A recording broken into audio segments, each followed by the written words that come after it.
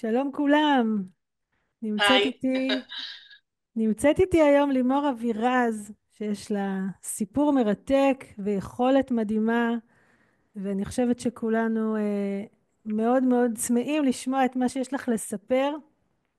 אז למי שלא מכיר, קודם כל לימור גם הומאופתית קלאסית, גם מטפלת בקונסטלציה משפחתית, וגם מאמנת אנשים בהתמודדות עם שכול ומוות, ויש לנו בשנה וחצי האחרונות לא מעט אנשים כאלו. אז שלום לימור, אהלן. שלום, שלום, היי.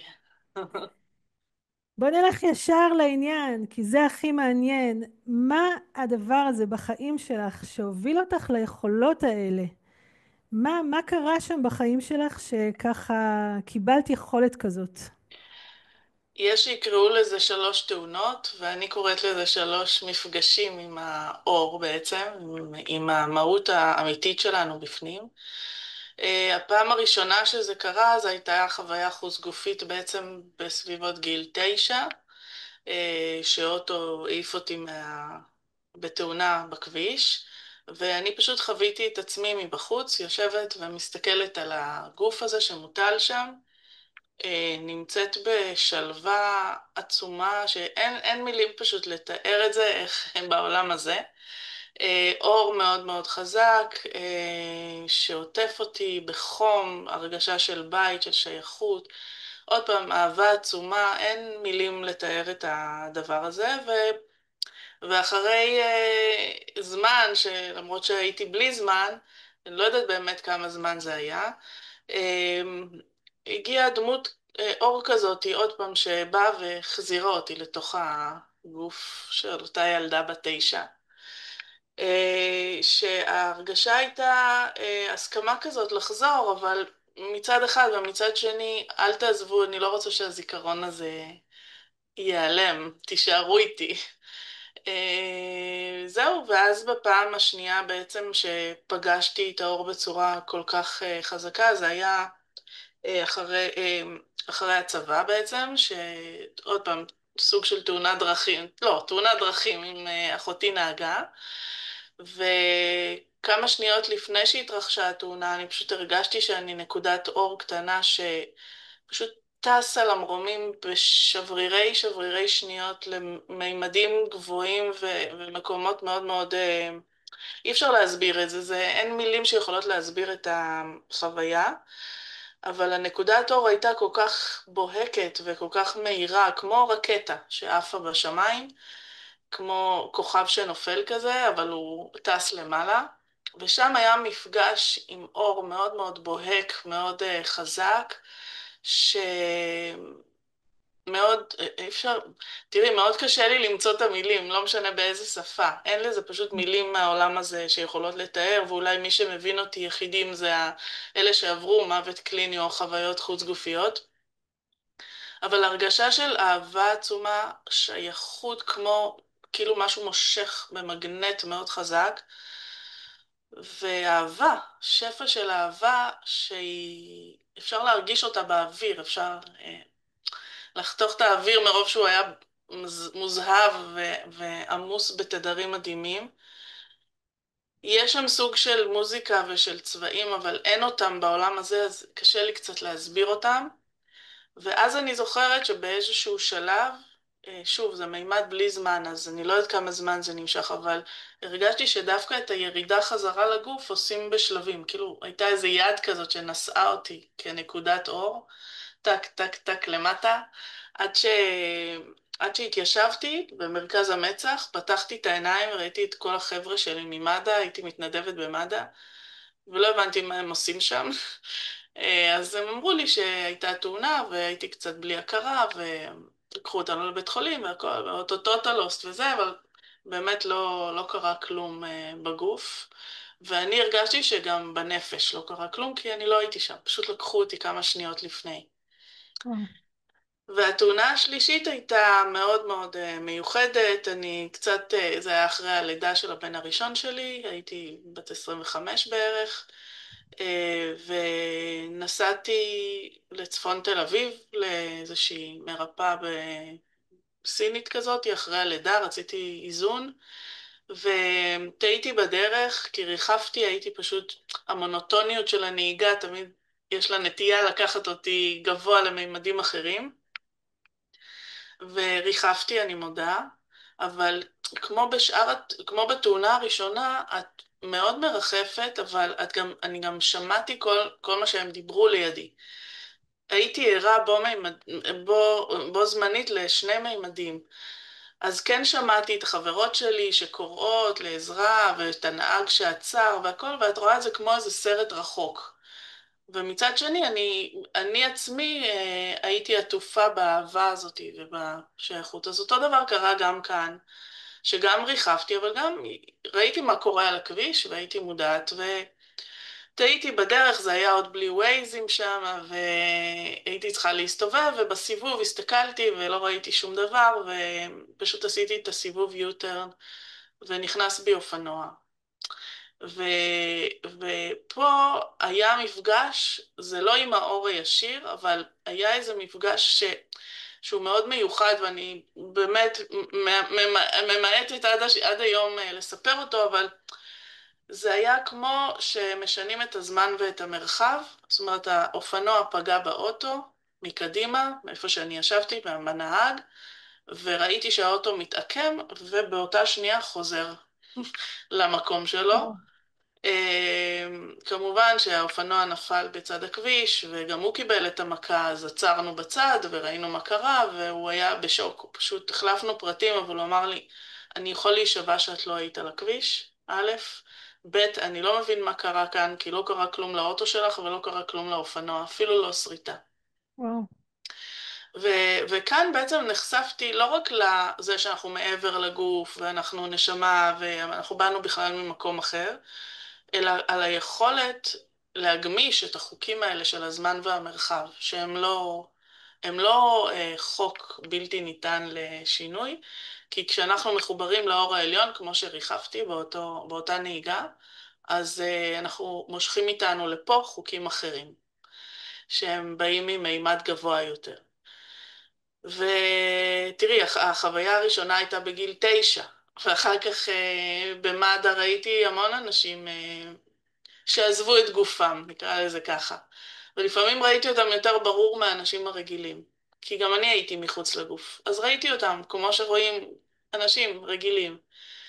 ואחר כך בצבא הייתי קצינת נפגעים, אז גם כן מפגש, עוד פעם, עם המשפחות, בהלוויות, שהייתי רואה את הנפטר, את הדמות האסטרלית שלו ליד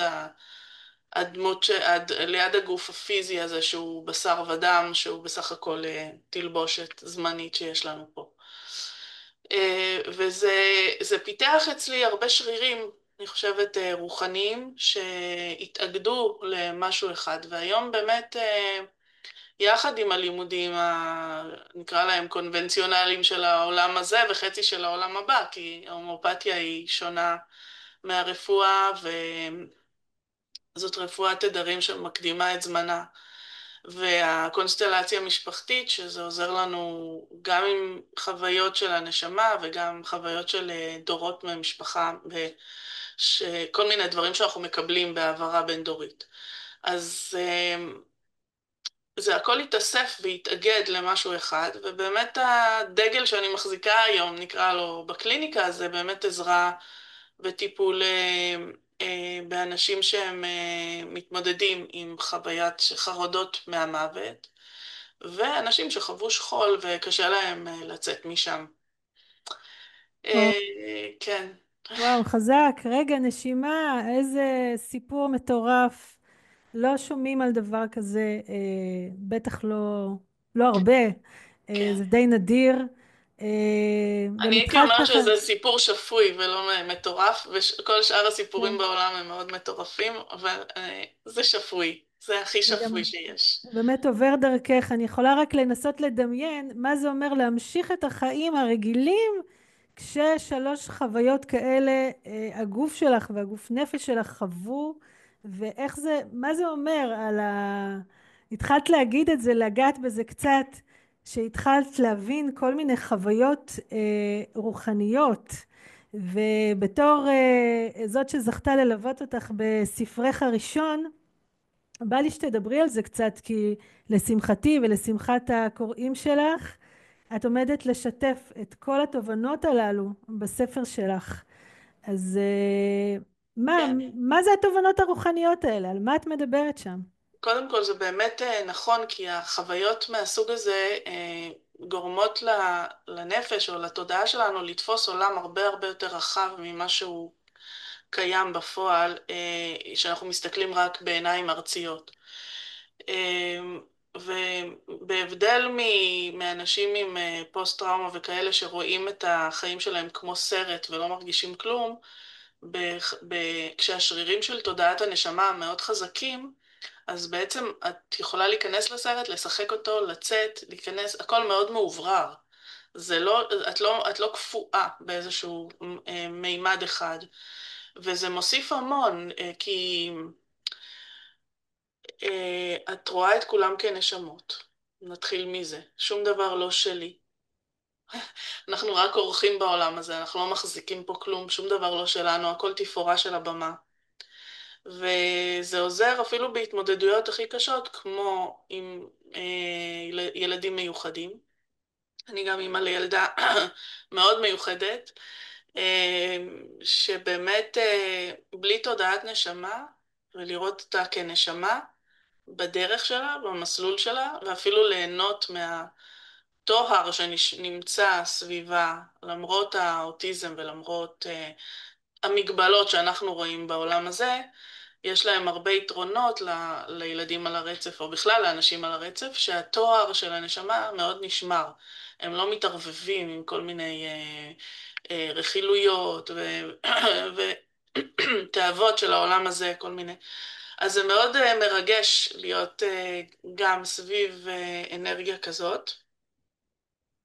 אבל אני אומרת שבלי תודעת נשמה, אני לא חושבת שהייתי יכולה לשרוד את העולם הזה, שגם ככה הוא לא קל, והוא הולך ונעשה יותר מורכב. ואנשים קוראים לזה התמודדות עם מוות. אני לא קוראת לזה התמודדות עם מוות, אני קוראת לזה התמודדות עם האמת. האמת שלנו זה שאנחנו נשמות, והמוות בכלל לא איזשהו אישו. אנחנו נכנסים לתלבושת ויוצאים מתלבושת, בדיוק כמו שאנחנו חוזרים הביתה אחרי יום, מורידים את הבגדים, הולכים להתקלח, ולובשים למחרת בגדים חדשים. כאב? לא. צריך להתאבל על זה? לא. שגילה אלמגור או אחד השחקנים חוזרים הביתה, הם מורידים לפני זה את התלבושת, הם זוכרים שהם שחקנים. הנשמה זוכרת שהיא שחקנית, ואם אנחנו נתייחס לכולם סביבנו כשחקנים, ולא כמשהו שהוא שלי, ולשחרר מאיתנו את כל האני ואני ואני כזה ואני כזאת והגוף שלי כזה ועכשיו אני מבנה את כל הרגשות שלי סביב הגוף ומה אמרו לי ואיך שופטים אותי ובאיזה מעמד אני וכל הרעש רקע הזה שיושב על הנשמה. ברגע שאנחנו לא מזדהים איתו ובעצם אנחנו אומרים אני נשמה, זהו, אני נשמה, הייתי תמיד, אהיה תמיד, והבית שלי הוא לא מפה. פה זה במה שמשחקים משחק, ולכל אחד יש את הרשות לשחק את המשחק שלו. לכל אחד יש את הזמן שהוא בחר בחוזה הנשמתי לרדת לפה. יש לו את הזמן שהוא בחר לצאת מהתלבושת ומהתפקידים, ולפעמים יש גם תחנות ביניים, שאם משהו לא מסתדר והנשמה מרגישה שיהיה לה יותר רע מאשר תועלת, אז היא מעדיפה כבר לצאת. אז יש גם את התחנות האלה, וזה לא משנה בין כמה הגוף. הגוף יכול להיות בין 3, הוא יכול להיות בגוף של עובר, הוא יכול להיות בגוף של מישהו בן 105. זה גם לא משנה הדרך שבה יוצאים מהגוף. יש המון דרכים לצאת מהגוף, וכל נשמה בוחרת את הדרך שלה, כמה שזה נשמע לפעמים נורא, בכל מיני מקרי מוות באלימות, בתאונות, בפיגועים, בכאלה דברים. הנשמה עדיין בוחרת בדרך הזאת לצאת, כי זה עוזר לה לתקן משהו שהיה פעם שלא הסתיים. ועלינו לכבד את זה, נקרא לזה ככה, לתת כבוד לרצון של כל נשמה, ולא להיתפס לשלי, ולא להיתפס הבן שלי, האבא שלי, מה יהיה איתי עכשיו, ברוב כל ההספדים שהייתי במיליון לוויות שהייתי בחיים שלי, רוב ההספדים מדברים על הנשארים, פחות על ההולכים. ואם היו קצת מציצים לעולם של מה שקורה למי שהולך, עוזב את הגוף, הכוונה, היינו מתחילים לבכות על מי שנשאר ולא על מי שהולך. אוקיי? וואו, כי זה, ממש, כן, זה משנה תודעה. כשמתחילים להתאמן על זה ולהפעיל את כן. השרירים האלה, הרבה יותר עצוב להישאר פה מאשר ללכת. וואו, את ממש שוברת פה כמה מיתוסים ומפתיעה בצורת ההתייחסות שלך את מה שכל כך מקובל בחברה ואת איך שאנשים מתייחסים למוות בחברה שלנו.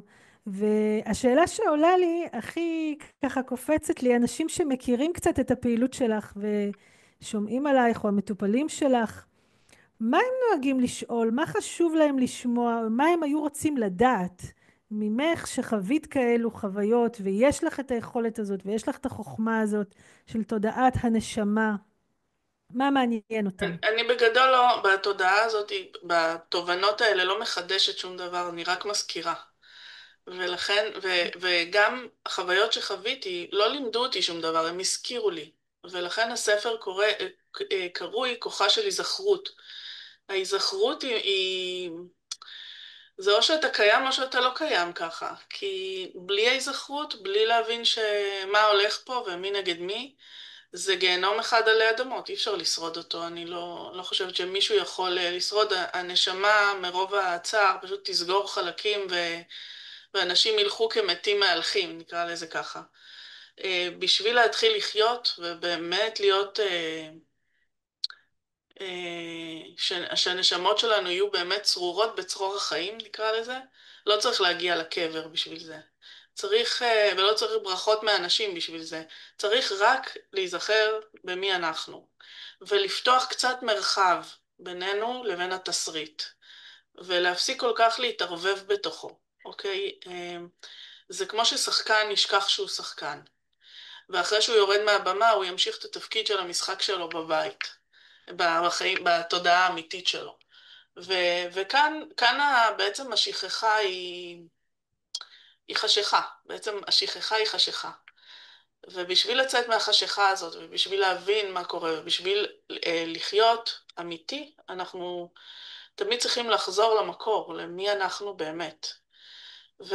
ואנשים הרבה פעמים מגיעים גם מהכיוון הדתי, ולא משנה איזה דת, וגם מהכיוון ה-New Age, שהם ניסו המון דברים, אבל רובם שואלים, אוקיי, אז איך אני עושה את זה? איך אני יכול באמת להרגיש את אלוהים בלב?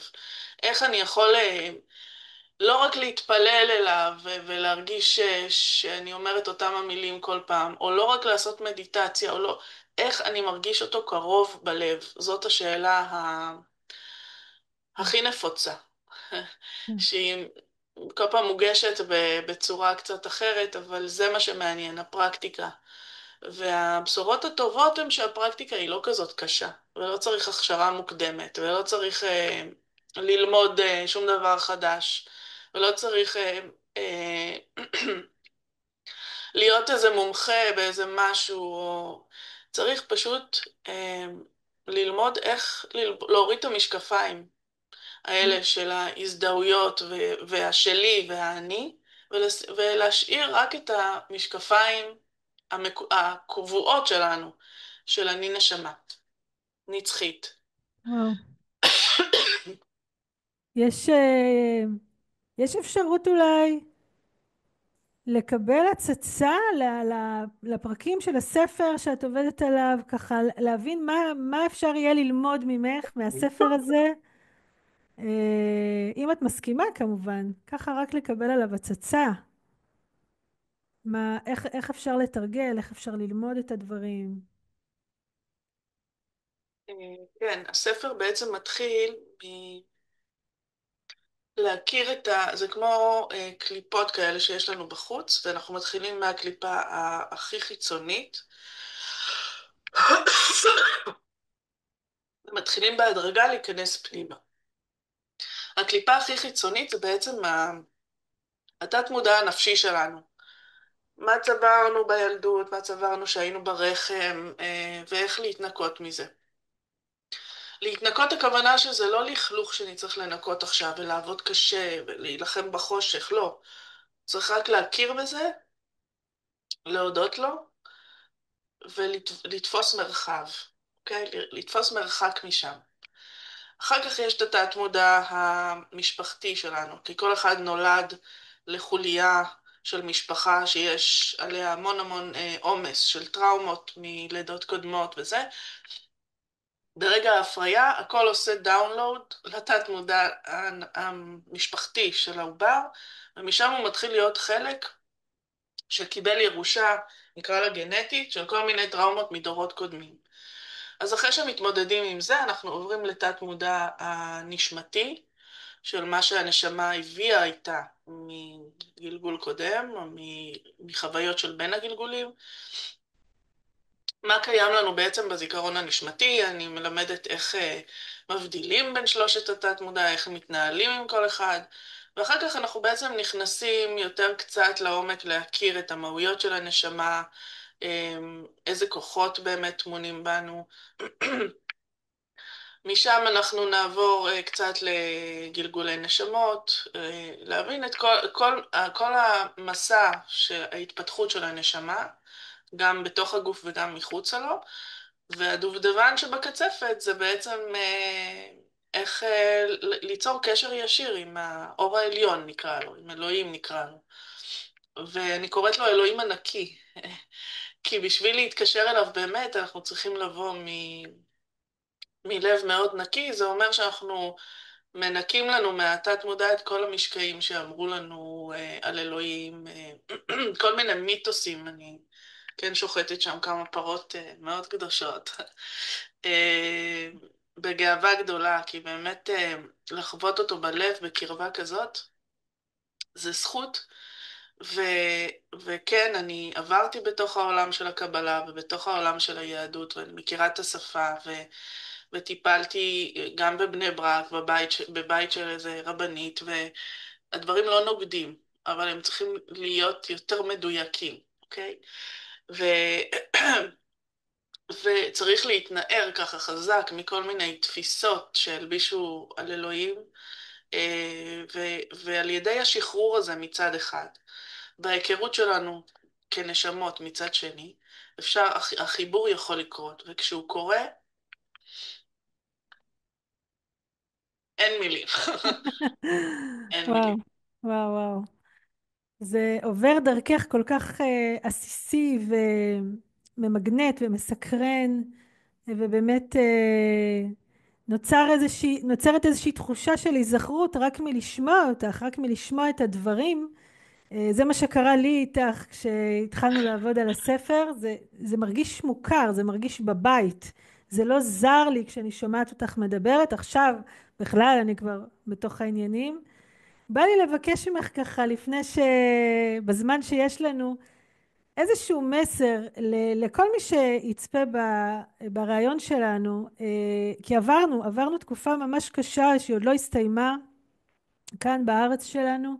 אנשים איבדו את יקיריהם, חטופים עדיין עוד לא חזרו כולם, יש לא מעט אבל ושכול ואובדן וכל המילים האלה שאצלך כתובות יפה באתר. אנשים חיים את הרגשות הללו, ולך יש זווית כל כך אחרת וכל כך מעניינת. אז בא לי ככה לבקש ממך לסיום ולסיכום הזמן שלנו, או תברכי אותנו, או תדריכי אותנו, תתני לנו מילים טובות שיעזרו לנו, לכל מי שככה מחזיק את הרגשות הללו בלב.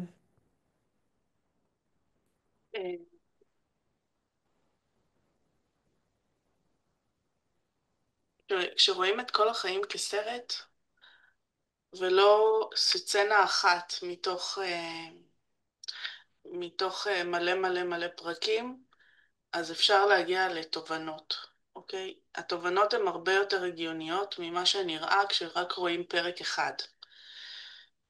אה,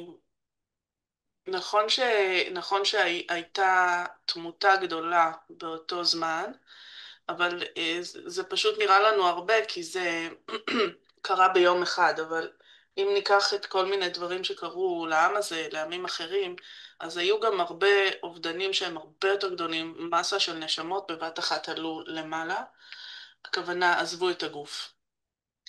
אין שום דבר רע בלעזוב את הגוף, נתחיל מזה.